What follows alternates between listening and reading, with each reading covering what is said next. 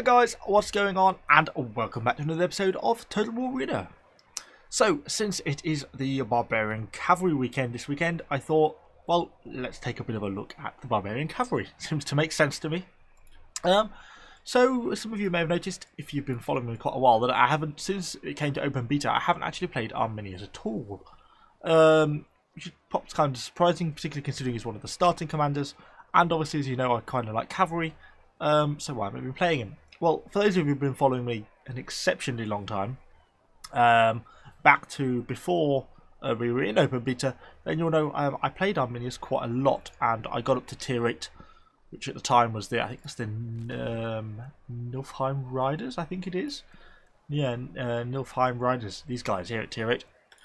And I really enjoyed them. Pretty good cavalry, pretty solid all-round cavalry, although I had a few bad phases where it struggled.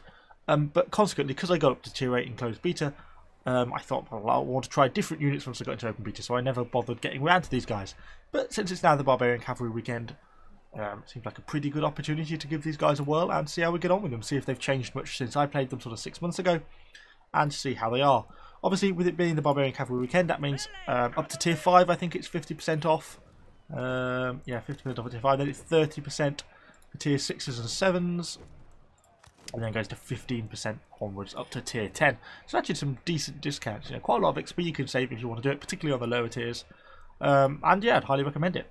So, not really a lot to say about these guys other than they're exceptionally fast. Obviously, Barbarian Cavalry have two main choices in terms of commander. You can use Arminius, who's sort of the starting commander, who is sort of a cavalry-focused commander.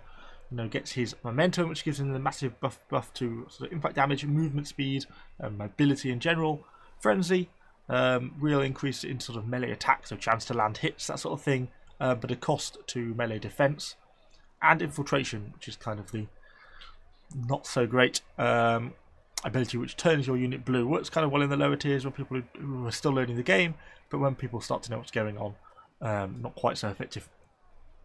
Other than that, yeah, units are really quick. Not really a lot to say about them. So let's hop into a battle and see if we can do decently. So we are loading into our replay. Fortunately, I had intended to do this as a live battle, but everything seems to keep going wrong with my webcam. And ultimately, I just want to try and get this video produced. So we are going for a nice replay. It actually turned into a nice battle, so it's not too bad. I know most of you prefer to have live battles, and I prefer to do live battles as well. But sometimes replays do make life a little bit easier. So to start this battle, this is where I was trying to sort out my webcam, that's why I'm not here. But we shall shortly be getting started. It is a tier 4 game.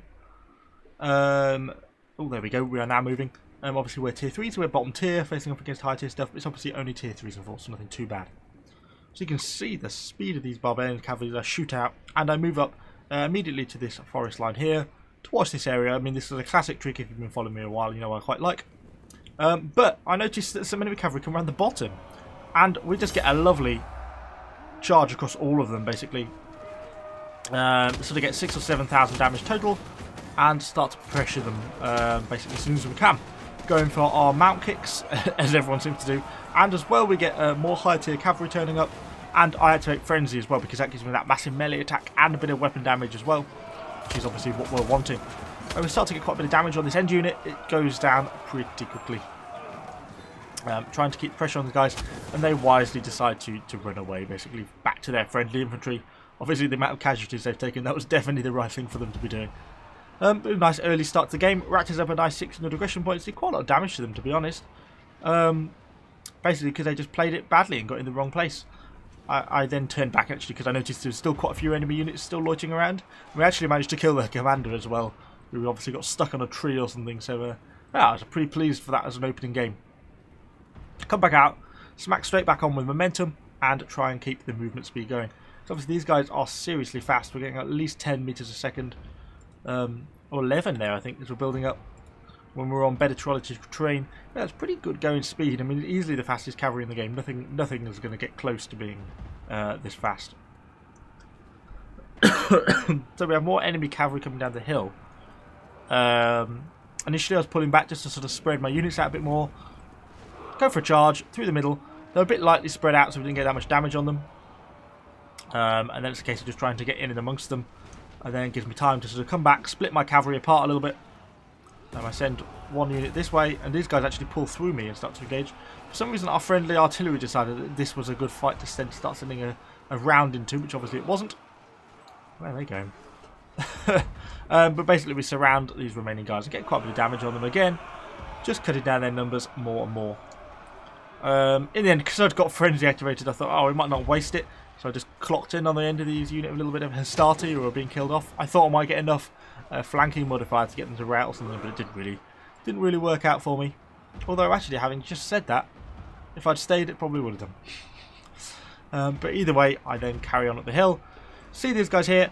Now, in an ideal world, you know, I'm going to pause. In an ideal world, with slower cavalry, like the Greeks or the Romans or something like that, it would give me more time to spread out my units, not clump up quite so much, and individually target what I want to do of these 3 Roman javelins that are nicely in the open. And none of them have got any caltraps with them. But obviously these guys are so fast, you know, we're trotting along at nearly 10 meters a second. You've got to make decisions pretty quickly. So instead I just spread into a line and then basically smash a charge without targeting select any units.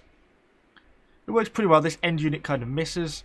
I try and turn so we don't run into the cliff, because that's one of my main worries. We're taking obviously quite a bit of fire from the enemy archers down here.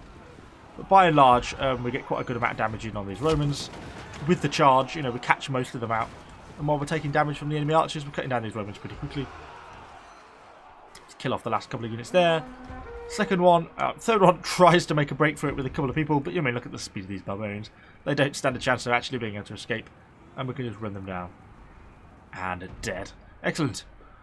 I was then considering these guys here, these barbarian archers in the middle, thinking, these are quite nice, but they were protected by these tier 3 Roman infantry, who, not something I really want to be getting involved with barbarian cavalry, you know, being light and that type of unit. So I thought, well, let's leave them.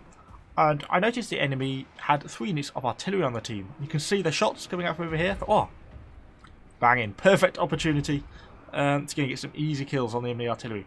Particularly, I was pretty pleased with the game so far. We just clocked up over 2,000 aggression. I think, yeah, let's go this way. Now, this is played fairly well on their part, but I wasn't quite expecting it at this tier. Thinking, oh, there's pikemen.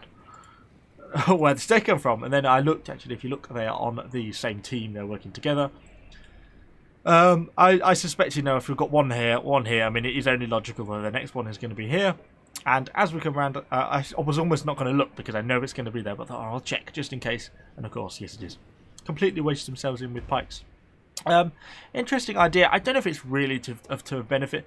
That means there's now 6, you know, units here, and only 3 of them are artillery. It's quite a lot to defend. That these pikemen are now not in battle, actually helping the troops win, and the troops are actually losing in the long run. Anyway, so I come up here. I came back, having missed them, and it seems like these archers are now just lightly exposed on their own.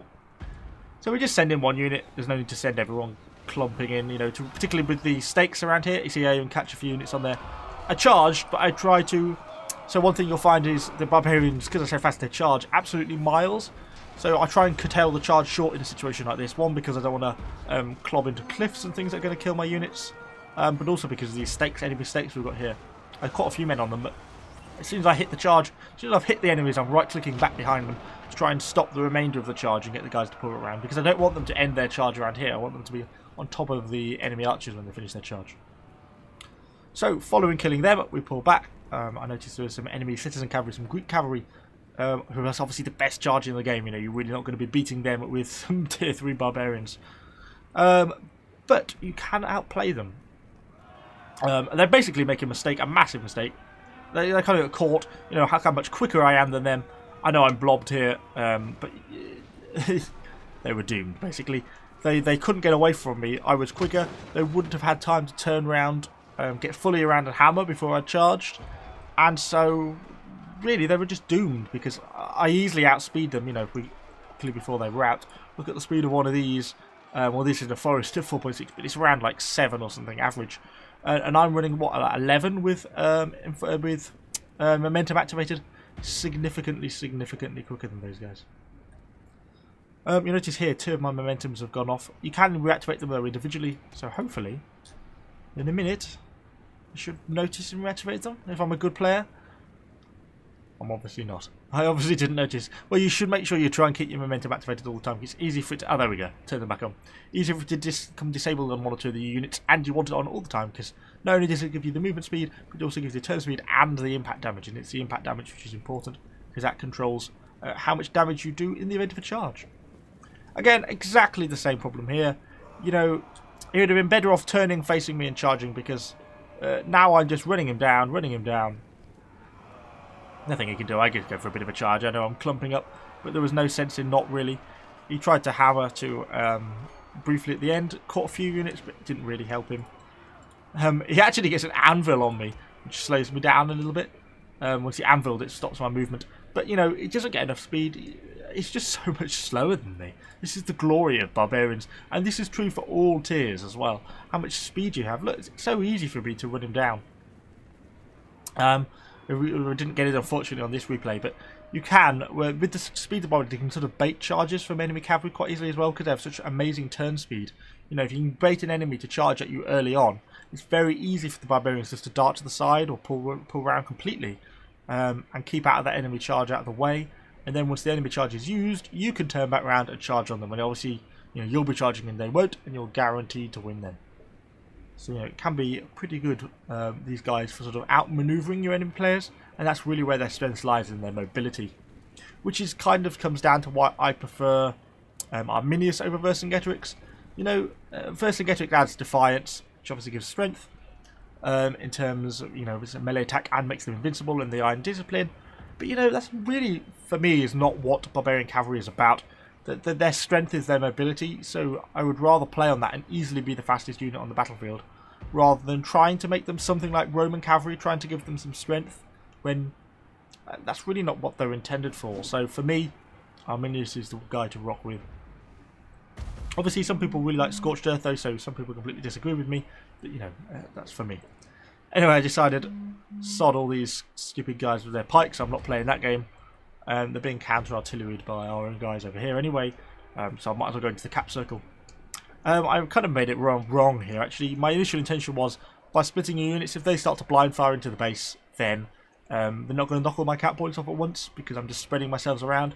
Of course, what I hadn't considered, of course, they got the watchtower, and I suspect my units sort of just around this part of the base are in range of the enemy view. And, of course, it doesn't take too long before the first stone gets lobbed at me. Boosh. It's just quite a lot of damage as well. Makes out quite a few cavalry units. Thankfully, just misses Arminius.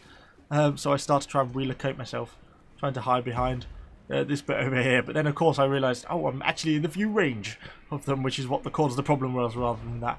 So I start to relocate. In the end, I end up all clumped up behind this little bit of building, trying to cower into cover. Even this unit's starting to get shot now. Seems to have a real vendetta against me. I move this unit back into cover as well, as we all try and take cover behind the buildings to stop myself getting shelled by artillery, which has probably just been the better move from the start, really. But I was trying to spread my eggs sort of around rather than risking it all in one. But having said that, you know, by resetting the cap, it gives me actually a bit longer to cap. I'm going to be a few more cap points, so I can't really complain all in all. Yeah, so really it just comes down to, skipping to a bit of fast forward, these guys trying to shelter here and cover. You know, it doesn't really work for them. Even to the bitter end, look, this guy does not move out of cover.